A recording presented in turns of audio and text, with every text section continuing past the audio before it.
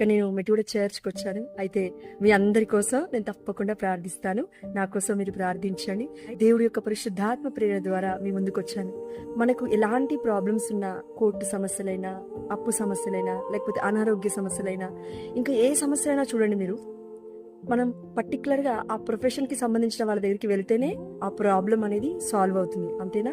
మన ప్రశ్నకి సమాధానం అనేది దొరుకుతుంది.